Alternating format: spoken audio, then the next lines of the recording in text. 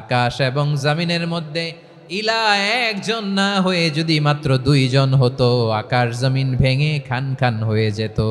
ঠিক কিনা বলেন? দুইজন ইলা হইলে খান খান হয়ে যেত। আমাদের রব একজন হইলে ভালো না বেশি হইলে ভালো? কথা বুঝতেছেন? আরে একজনের তো মন জোগায় চলতে পারি না, ঠিক কিনা? হ্যাঁ, একজন, তিনি যে আদেশগুলো দিয়েছেন আমাদের দুর্বলতার কারণে আমরা তো পারি না। যদি 10 জন হইতো, ওই 10 জনের হ্যাপি করতে পারতাম, তাদেরকে স্যাটিসফাই করা যেত এত সহজে? 10 জনের 10 নিয়ম থাকতো। একজন বলতো আমার সেজদা দিবি সকালে, আরেকজন বলবে আমার জন্য নামাজ পড়বি 3 বার, আরেকজন বলবে আমার জন্য যাকাত দিবি এতবার, আরেকজন বলতো আমার জন্য কুরবানি দিবা এতবার। তাহলে আমাদের জন্য কঠিন হয়ে যেত, ঠিক কিনা?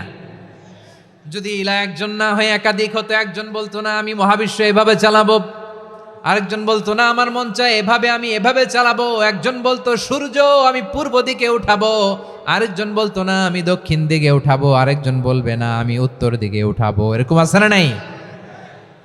ঝামেলা লেগে যেত। এজন্য বেশি রব হইলে আমাদের জন্য ঝামেলা।